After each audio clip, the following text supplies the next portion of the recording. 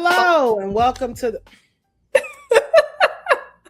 to the Women's Cut. I'm Jay. That's C-Way. Let's get started. Y'all, you know I want Sunkiss to sponsor me. Sunkiss, where you at? Do I gotta tag you? Probably. I am Sunkiss's biggest fan. First of all, how you gonna get? You gotta have the logo front and center. You gotta have it. Sunkiss. Some people drink.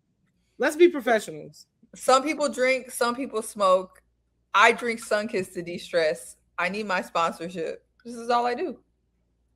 Meanwhile, I sip whiskey out of a tea mug. That's fair too. Whiskey, sponsor me. Anyway, How hey, you doing? I've been you've already about to get irritated. Y'all, I've been going through it. Y'all know I'm marathon training. Shoot, if you don't know, then you ain't following me or the Women's Cup. Anyway, I'm marathon training. I had a little bit of a health scare, some heart palpitations. A girl done got a little heart monitor. Now I'm being monitored.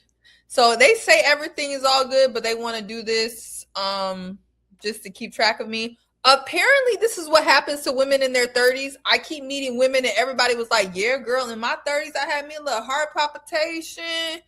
It wasn't nothing wrong with me, but I had me a little heart palpitations. I got it checked out. I was fine. So fingers crossed, they will continue to say I'm fine, but we're just going to monitor. So that is fair. You know, heart disease runs heavy in Black women. So definitely make sure you stay checked up and prayed up.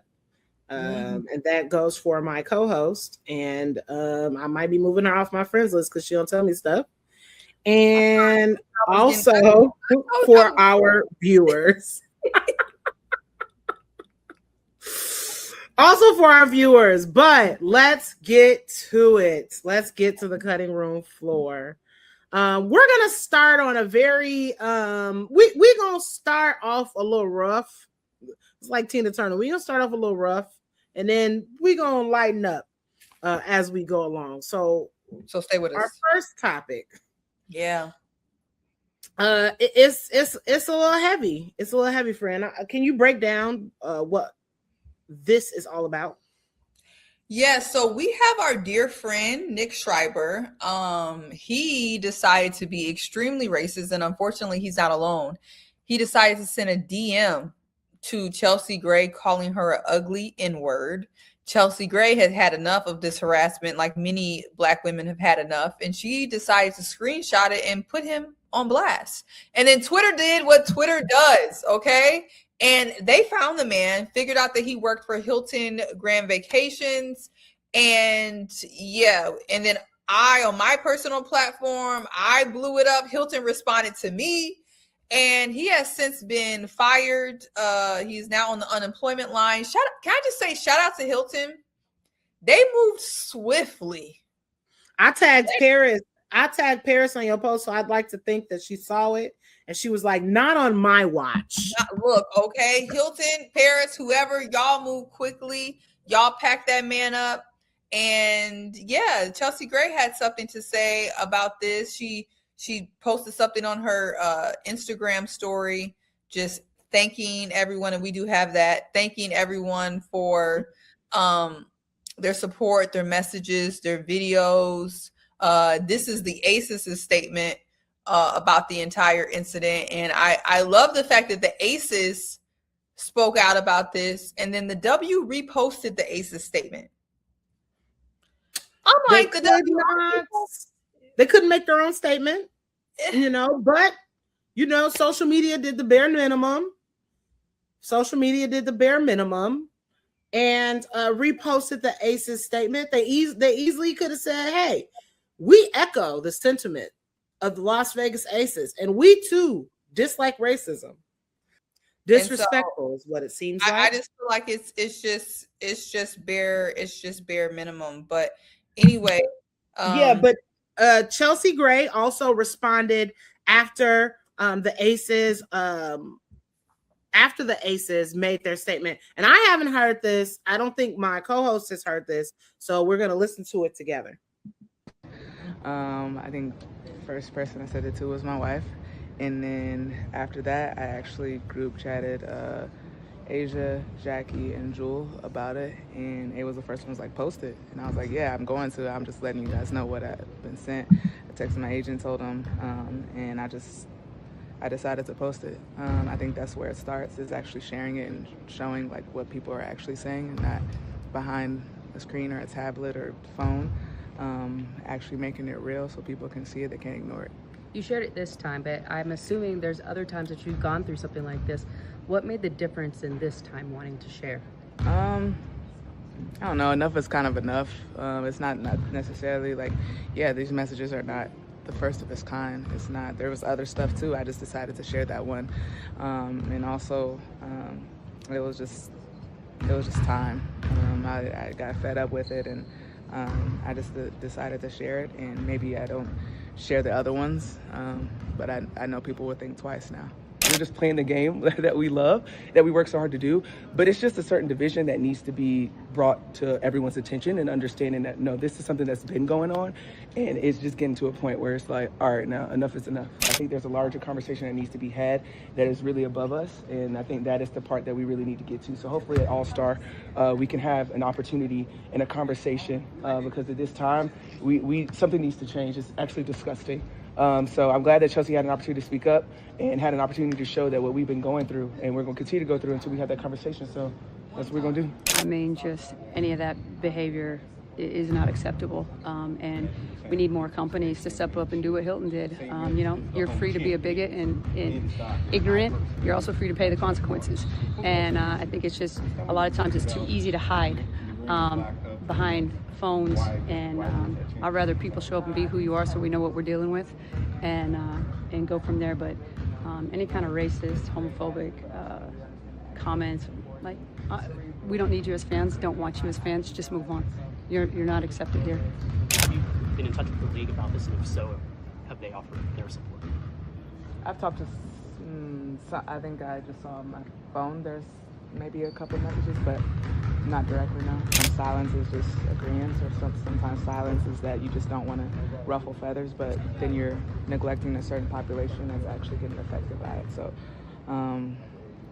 it's in the ball is in their court. I've done my job.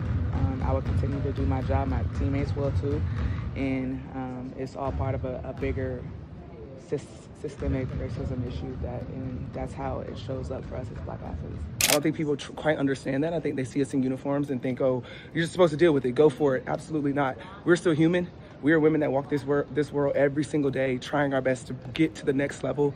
So it's heartbreaking to see those things happen, but it's also heartwarming when you have a franchise that's behind you 100%. Obviously, there's a lot of eyeballs on what we do now.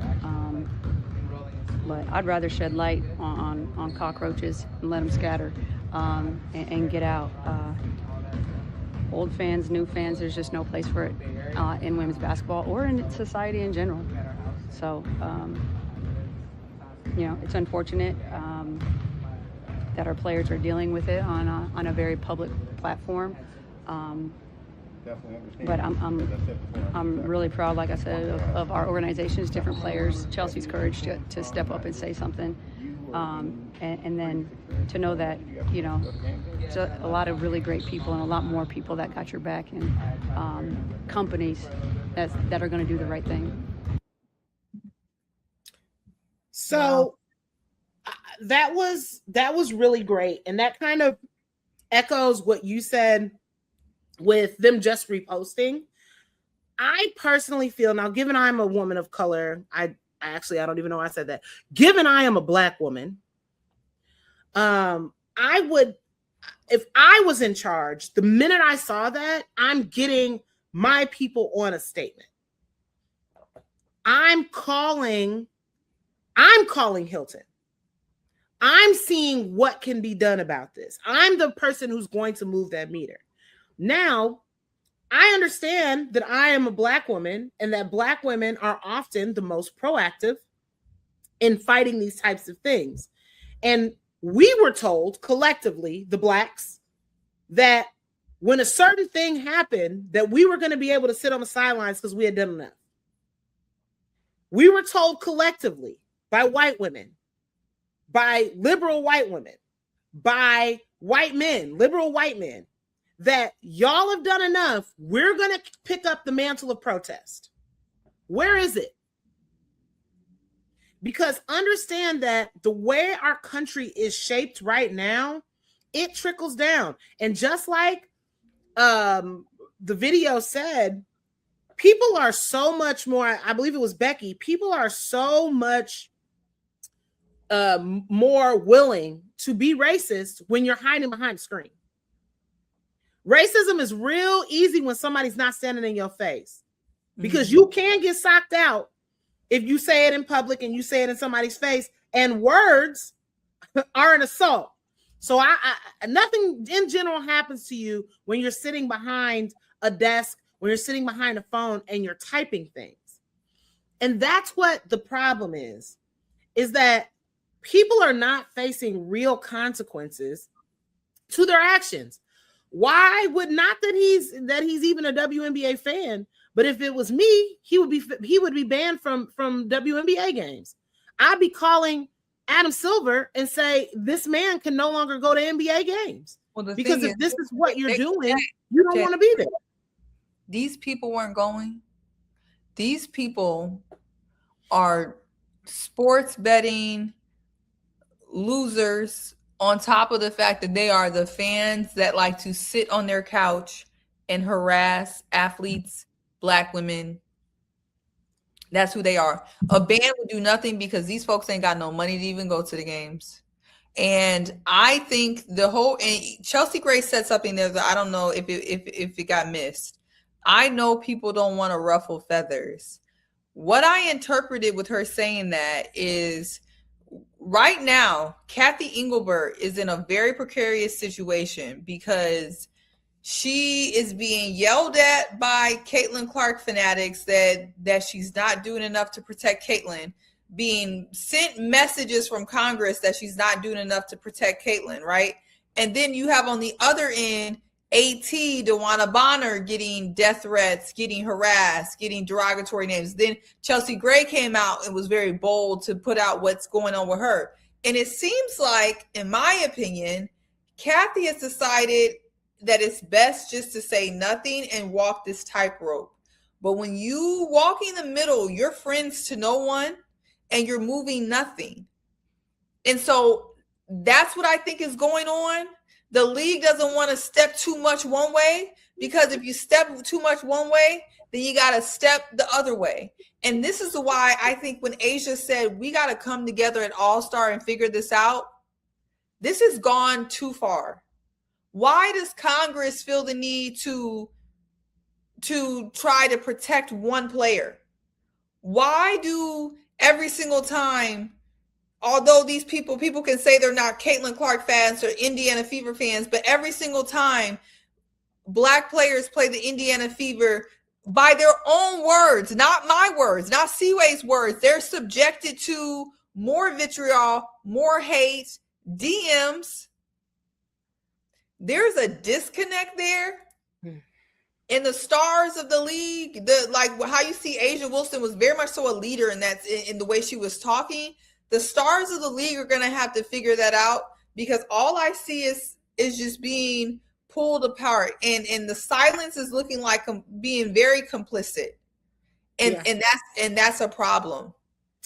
I honestly think that we're gonna have a conversation at All-Star is the All-Star players on that roster, and you know exactly who that includes. And I think that is going to be a very uncomfortable situation for certain individuals. Because when you actively run away from conflict, it's very difficult to deal with somebody holding you accountable. And that is across the board. And it's extremely frustrating because this is like you said last episode, this is a microcosm of where society is right now. Right. And something has to change.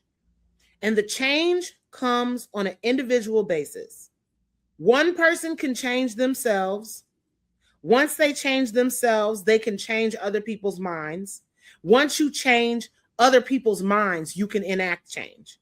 Right. That's how it works. So some got to give. And it cannot just be the Black players and the coaches with Black friends and the players with Black friends who are speaking out against it. No, it's not enough. And I'm actually kind of tired of there not being, and I'm not even going to put this on CC. I'm going to be honest with you. Because you've seen other Black players come to the defense of AT, of Chelsea Gray. You've seen it. We've seen the post. We've seen it. Where is Sabrina Ionescu? She cool, right? Where is she? Where are Kate Martin? Where are the other white players? Like, she not the only one. You can't just be Paige. We can't just have Paige being the only person being like, this is wrong and racism is bad and we should have more Black coaches. We're not even gonna get into that. Paige can't be the only white player on the squad who's upset about this. Yeah, it's gonna have to be it needs to be every player, but it needs to be every player with the platform. And unfortunately, even if Sabrina and Kate Martin did come out and say something, which I think everybody should form a united front, I think everyone knows where a lot of this, if it can even be stopped now.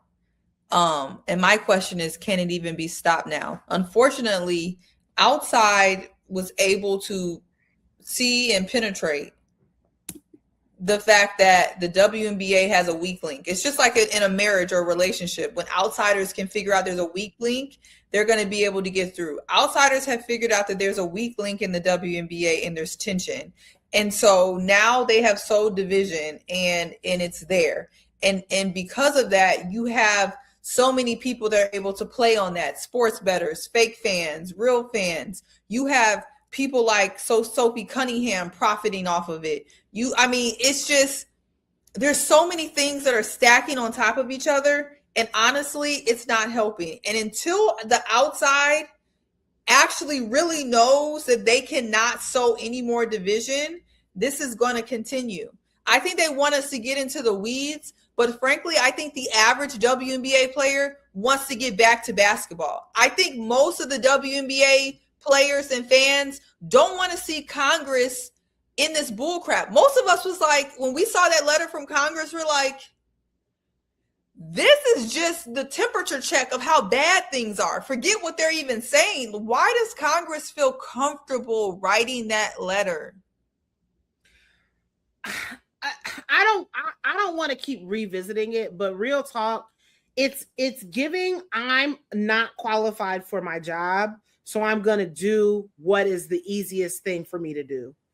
When you're not qualified for a job, you often do things outside the purview of what your job description is in order to distract from the fact that you're not doing a good job at whatever it is. And we see, not to get political, we see this every day with the commander-in-chief.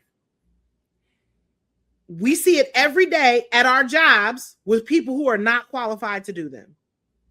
So that's what, to me, we also see it in the W. I don't have the star power. I don't have the skill. I don't have whatever. So I'm going to do this one thing, and that's what I'm going to be good at, and that's how I'm going to become valuable. Because that's how Sophie Cunningham built her platform. That's why she got a PE right now. You have all types of players who are great players. 0 PEs. So if capitalism is rewarding what is controversial and what sells and not what is morally great, that's where we're at. Yeah, and look, I don't hate the player. I always hate the game. And so I know a lot of people were mad at Sophie and Adidas. I'm kind of like, this is par for the course. If you are, I wasn't even mad when we had the conversation. I'm like, we weren't mad. We were just like, I'm not surprised because this is where the money is. There's so much money in this nonsense, And again, it's just a reflection on where we're at in society that Sophie Cunningham is getting a PE. That tells you everything you need to know about everything that you need to know. But all I have to say is I'm about to sneak it in, but Fee just got a PE. Hey, shout out to Jordan Brand. Shout out to Jordan Brand. But are we like, this is what we're talking about? In no way would you say that Sophie Cunningham is a better player than Fee. There's no world where that exists. But who just got one? Look, the players, only the players can fix this. It starts with the players, because, and I don't mean just any players. Like Asia said, the players who are going to All-Star, these players are invaluable. These players have motion. These players have the ability to make a difference. And so it should not be Asia Wilson, and it should not just be Asia Wilson. And it should not be Angel. It should not be the people who have been the victims. Victims should not have to continuously be responsible for their victimization. No, but there's a lot of people who need to talk about the fact that our league, we shouldn't have so many people. And I say our because I feel like I'm not playing, but I cover this every day, and I'm tired. The fans league too. It's the fans league, and I'm tired of so much of the dialogue being nonsense. When in the NBA they're able to, there's little kikis. You got Kawhi Leonard in his lawsuit. You got the people. You got Bam socking somebody out. But it's like we'll get a little, and then we'll move on. A little, and then we'll move on. We get a little Stephen A. LeBron, and then we'll move on. Yeah. In the W, we can't move on. I feel like I'm just swatting the bull crap. I'm so tired of it. I want to move on. I agree with you, and I mean, I guess we're not helping, but it's what is in the zeitgeist right now. It's what people are talking about. So as media, we have to cover what people are talking about. That's like our job. So I feel it. It's like beating a dead horse, but it's like the horse still lying there. Like nobody's cleaned it up yet. It's just still there. There's flies circling. Well, like this horse is dead, and he's dead. We called somebody to come pick him up. Ain't nobody picked him up yet. He's just sitting there. So it's like ain't nothing else you could do. But horse is dead, and so is this combo. So what else is going on? Speaking of optics, something happened. I believe this is today's game. Down lower and lower for her jump shot. Clark the drive, Stokes to help. Clark, tough take, takes the contact, has a few words with the official too. And this is when you should be pushing up the ball, Jordan. You had numbers as Caitlin Clark was complaining to the ref. Keep in mind, Clark has missed some time due to that lingering back issue during the season, and she was a little slow to get down the floor, and now Burton, cross-court time, Stokes lines up the triple, clean look again, Burton just goes right by Clark, and Clark looks to be a little step slow, and now Clark very animated at the official. Very hot right now. The foul was called against the Fever. And listen, I've done a handful of Indiana games. I've never seen Clark quite at that temperature at the official. And there's the foul from Boston. That is going to be Aaliyah Boston's third personal foul. Yeah, it's an obvious foul. I mean, just the timing of it. As Veronica Burton was going in for that rebound, Boston was coming over. And, usually that's a technical in like every state of this country. But, hey, Caitlin Clark getting heated in that moment, and now she's going back. So Clark will go back to the locker room. We saw her take the hard fall, after she took the contact. I'm gonna start by scrubbing this back a little bit. I'm gonna start by scrubbing this back to about right here. Caitlin Clark, the defender goes straight up. No Caitlin problem. Clark pushes off the defender. The defender is a very strong defender, so the defender does not move. She pushes off, she falls, she injures herself, and she assumes that this should be a foul. Now, Normally, I will say she would get this foul. Normally, she would get this foul. They didn't call it because it's not one. Defender straight up and down. We see this all the time with Alicia Gray. Alicia Gray goes to the ground a lot. She creates a little separation. The defender is not moved, but she creates enough separation to get her shot off, and she ends up on the ground. We see this all the time, correct? What you're gonna do when you do that off arm is gonna make you a little off balance. So if you're gonna do that, you need to learn how to fall. Yes, legitimately, Alicia Gray spends half of the game getting up off the ground because when she drives to the paint, I love her. I love her too. But that's her move. And for those of you guys who are NBA fans, we saw Dwayne Wade do this literally every single drive to the basket. That man was on the ground a lot because he put to create a separation with the off arm, go up, you make the shot, you fall down, you run back down the court. That's what normal basketball players do. Now we fast forward to this. As the announcers state, this is a very clear foul. She has right to her space. She cleared out. She bumped her. She fell down. That is a textbook foul. There is no reason for this reaction because it's not as if they called a foul that wasn't a foul. It was as if she was just waiting for the whistle to blow, for gameplay to stop, for her to talk. I'm not even going to say talk. I'm being real nice when I say talk. For her to have an interaction with whoever the referee was that she felt didn't blow the whistle. Now, as we move forward, I want to note the optics of this, friend. Who is she yelling at? A black woman. What have we been discussing for the last 3 weeks? White people berating black women. And I know what people are going to say. They're going to say it's the heat of the moment and you have to understand XYZ. No, you have to understand optics. You have to be in control. We have seen one of the greatest turnarounds of crash outs of all time in Marina Mayberry. She got hit with a shoe and she was calm. Shout out to Bet Niger. She said it was an accident. But yeah. It was. We upon replay, we saw she was trying to get that lady's shoe back, but it also was I don't know why you wouldn't just run it down. Like that was silly. However, we see Marina. We see it, friend. Marina doesn't discriminate with who she be yelling at, but this looks terrible. It is terrible.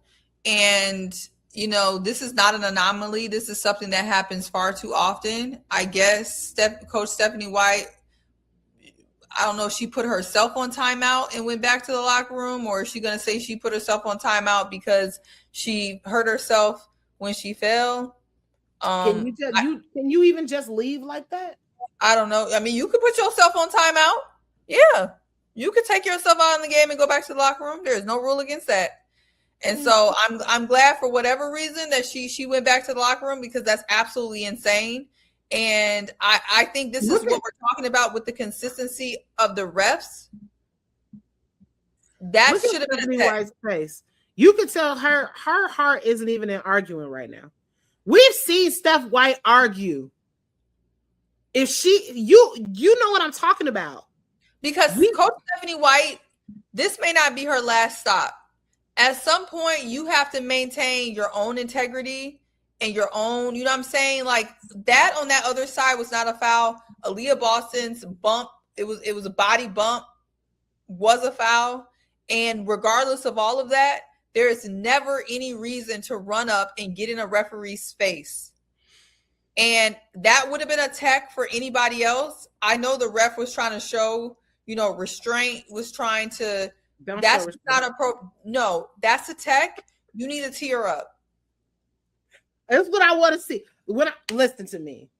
Again, I'm going to preface this by I'm a black woman. I refed. Now I'm not a professional ref, but in college, I refed men's A-League, which is basically all the people who couldn't make the basketball team, who hooped it in high school, who came to college. They do men's A-League. Mm-hmm. The first couple of games, I got yelled at, and it was for obvious fouls. I'm a street ball player. So I wasn't even calling ticky-tack stuff like that. This is rec league. This is not the NBA. If it was an obvious foul, I'm calling it. I'm getting yelled at, all this other stuff. I am having a conversation with both bitches before the game starts. If you yell at me, it's a tech. If you want to have a conversation, you walk up to me and we have a conversation about whatever you want to have a conversation about. But I'm going to take yelling as a sign of disrespect. You getting teched up. I don't understand how these refs are not having that conversation, because will have went to Steph White and been like, I'm going to tell you this right now. If any one of your players comes up to me in a disrespectful manner, I'm calling the tech. They don't already know not to do that. They should really. They don't know, because she's getting away with it. You know why? Because if she gets one more tech, what happens? No, I think she got two more. Angel, unfortunately, only gets one more. Okay, so she got two. Paige got about 3 texts for clapping. Okay. Well, I don't have no more on this. This is just more nonsense. Anyway, so on a exciting note, we already kind of talked about WNBA All-Star, but our legend GMs, Coop and Teaspoon, they got a chance to pick the starters and the reserves, and I'm just loving. First of all, so this is Team Coop. Coop got Paige first because she had the highest fan vote, and then she selected Brianna Stewart, Kelsey Mitchell, Natasha Howard, and Gabby Williams. And then first selected for the reserves, who probably should have been an all-star starter, was Angel Reese, Marina Mabry, then Dominique Malunga, Kelsey Plum, Jackie Young, and then Sonia Citron. This team is kind of nasty, friend. What do you feel about That's a squad. They literally got, you know how I feel about Young and Turn. So you know how I feel about Young and Turn. Citron, that's my girl. I know how you feel about Jackie Young's but I love Jackie Young. You do love Jackie Young. Kelsey, cool. Dom, should have been Camilla. But, we rocking with what we rocking with. Marina, I just know it's a whole. Let me tell you what this team is going to do. Angel's going to be camped out underneath that joint, and it's about to be all types of threes going up. Yeah. All types of threes. But this is a great squad. PB is my girl. Mm-hmm. I kind of think I don't have anybody to root for, because 2 Atlanta players are on one team. Angel is on this team. Everybody is split up. Yeah. Jackie Young got to play against Asia, but I guess that's the fun of All-Star.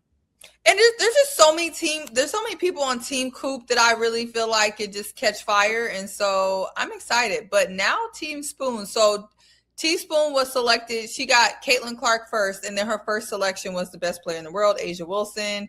She then got Olivia Miles, who just exited with the injury, so I hope she's going to be able to play in her first All-Star. AB, and then Jessica Shepard. And then for the reserve, she has our Dream Sisters, Ryan Howard and Alicia Gray, JJ, Courtney Williams, Kiki Iriafen, and Queen NECA. I like this team, and for me, look, I love Teaspoon down. Call me Seaway Teaspoon, okay? I love so many people on this. You know how I feel about NECA. Love Asia. Love Kiki, again, Young and Turn. I love Jessica Shepard. I just love the whole team. Okay. But okay, on the women's cut, I have to say, I feel like Team Coop got it. I feel like I'm gonna agree with you. But let me throw you a bone. Not necessarily a bone. Again, Caitlin at the 2, which is me personally, where I feel she should play. Okay. Caitlin at the 2, all she got to do is shoot. Uh-huh. All she got to do is shoot. She ain't got to worry about nothing else but shooting. And I think that's great when you have a 4-point shot. Yeah. That's all you got to worry about. I just got to go with my gut, and my gut's telling me Team Coop. I'm going to go with Angel. You know, I'm rooting for everybody Angel. And that's... And honestly, no, look, if I felt like Angel's team wasn't as good, I'm not just going to go with that, you know, as much as people probably think I would. But I'm honestly rooting for teams. And I've got to go with Team Coop. I just have to. Yeah. So anyway, that's that. I'm excited about All-Star. More about where, you know, we'll be on our next episode and what we're doing, but really, really excited. So another thing that was going on tonight, girl, was the ESPYs. The ESPYs were going on, and we actually had... Wait. Before we do that, you trying to skip? What we skipping? Can we? It's late. We can, but I gotta mention a black man. So I'm keeping this in.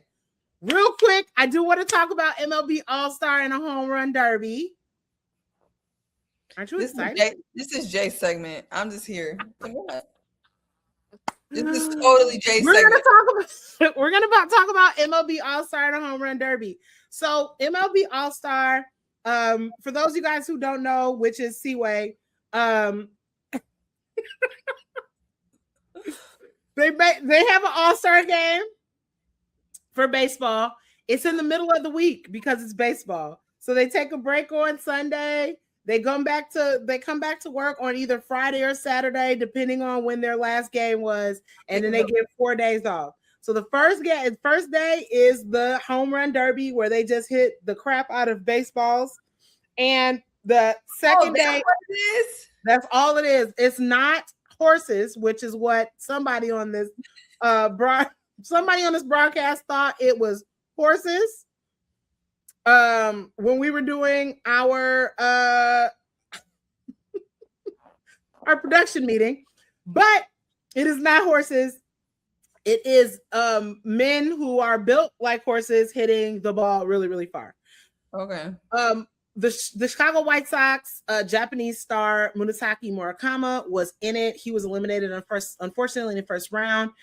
It was held in Philadelphia. So in the final round, it's a hometown favorite. Okay, we have Kyle Schwarber, and then we have first-time All-Star black man Jordan Walker. He had to come from behind. He had one ball left. And if you keep hitting it, you keep getting home runs, then the game continues. The minute you don't hit a home run, it's over. He had to hit 6 straight home runs to beat the hometown favorite and win $1 million and the home run derby. And his very black parents were sitting in the crowd. His mother was crying. They looked so proud of their son. And the first thing he said when he came off of that stage was, "I hope this inspires more black kids to play baseball." So I was just enamored with him. Jordan Walker. I can't say that you're my new favorite player. You do. I'm not a Cubs fan, but the St. Louis Cardinals are the Cubs' biggest rivals, so I can't just be rooting for an anti-Chicago squad. But I do root for you, so I did want to shout him out. And we won't talk about FIFA soccer because my co-host said it's late, but I do want to say it's going to be a match of colonizers, Spain versus Argentina. So maybe not quite colonizers, but Argentina is continually on the wrong side of history, but they do have the best player ever right now, the best soccer player ever in Messi. He has the most goals in FIFA soccer. He has the most assists in FIFA soccer, and they will be playing and not England because they lost. They'll be playing Spain. So we'll see. Enough. My favorite country and a country that will never see me again. So go Madrid. So go Spain. Go Spain. That was easy. Y'all, I lived in both countries. I lived in Spain and I lived in Argentina, specifically Buenos Aires, and that country will never see me again. I will say I had the best meal of my life in Spain. We split like 3 massive steaks, and my entire meal was $78. That's the best meal I've ever had in my life. Honestly, and I also, got this young tattoo in Spain. I don't even know if you can even see that. It's like very if the Women's Cup blows up, look, everybody knows I would go be in Madrid and let's share this with the Spaniards. Tell them that we're rooting for them. Messi is very good at football, so I wish Spain well. Messi needs to retire and stop it. And so also going on was the ESPYs tonight, and we have 2 current WNBA players that were honored. We have Asia Wilson, who won Best WNBA Player. With the Thanos Club. Yeah, she wasn't there. Probably scheduling was a mess. We already know if she was there, she would be serving. And then our youngin on the Young and Turk crew, Lauren Betts, won Best College Athlete Women's Sports. And so Lauren was there. She looked phenomenal. But yeah, so these are the 2 awards, but we just thought the Women's Cup would get into some of these ESPY looks. Starting off with another youngin, Hannah Hidalgo, big Hannah, not the little one. Look at Hannah. She's growing up. She's so cute and tiny. So it's even now she kind of looks cute and tiny. Yes. But she looks beautiful. Her makeup was flawless. Yes. She got a little see-through action going. I didn't know Hannah was gonna give it to us. Hannah, real Christian, but she was giving a little skin. Please get off my phone or off our live. Look, Jesus of a little shoulder action. So Jesus do love the shoulder action because the old saints definitely be having that one right shoulder out. Mm-hmm. And now look at Simone. Speaking of some shoulder action, like look at these giving us legs, giving us everything. Simone looks phenomenal. This is actually something I would wear. I love the old Hollywood glam hair. Yeah. Simone dresses pretty well normally. Like I like her style. I love her when she wears her little Jonathan Owens pieces during the NFL season. I think it's cute. So I'm so happy that she stepped out. I see Jonathan stepped out as well. He's a typical man and not smiling, which kind of peeves me. They don't be knowing what to do in the pictures, though. Oh my gosh, they're like Will Ferrell. He's like, I don't know what to do with my hands from Talladega Nights. That's literally what be going on. But they are. I love their. I like that they're not matchy, but that they're coordinated. So I really dig his outfit. I think he's well styled. Okay, agreed. Oh, this is Lauren's look. Her winning her award. Very pretty. She always gives old Hollywood to me. Like all of her dresses are like very mature for her age. And I really like that. Yeah. Now, sir.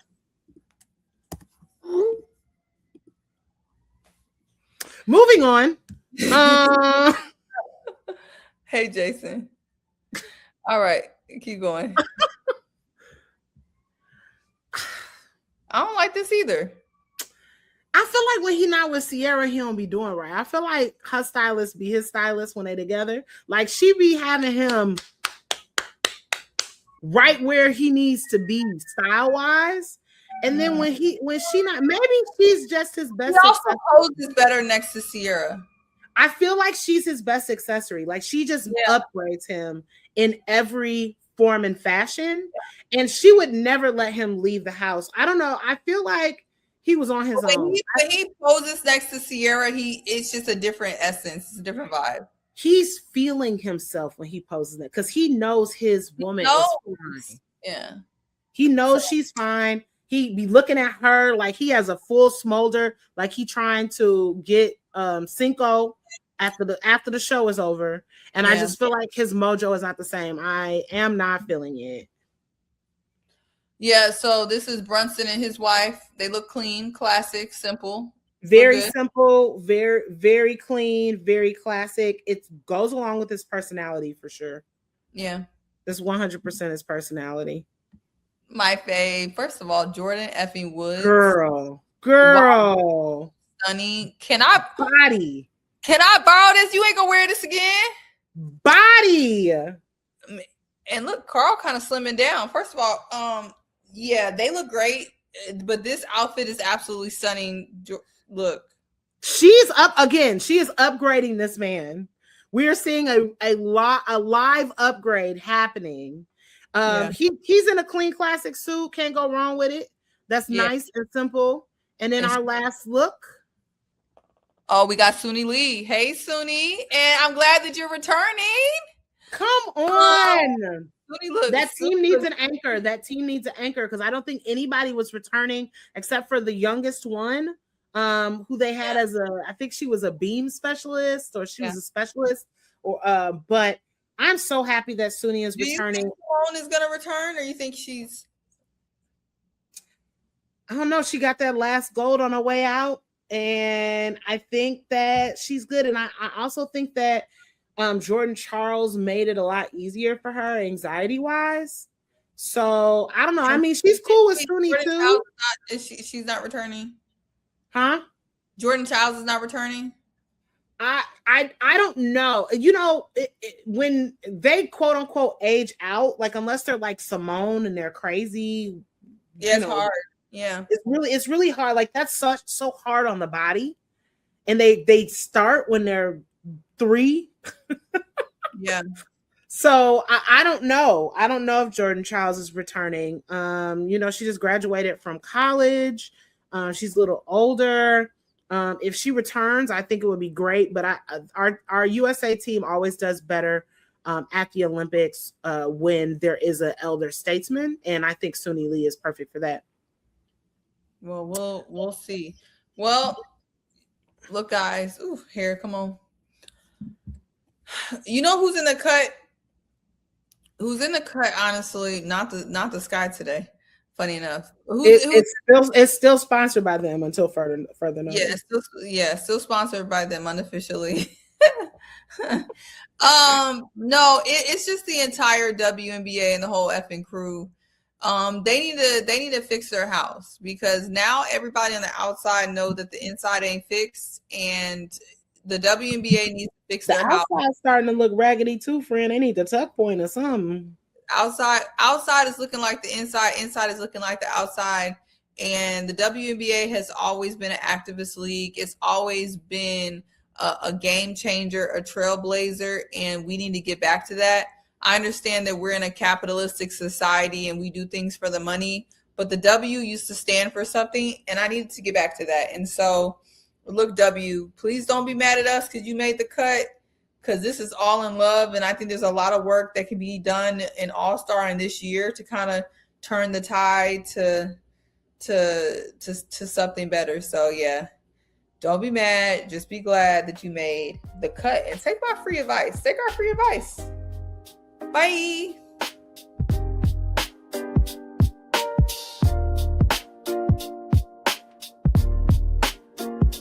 The Chicago Clubhouse Network production.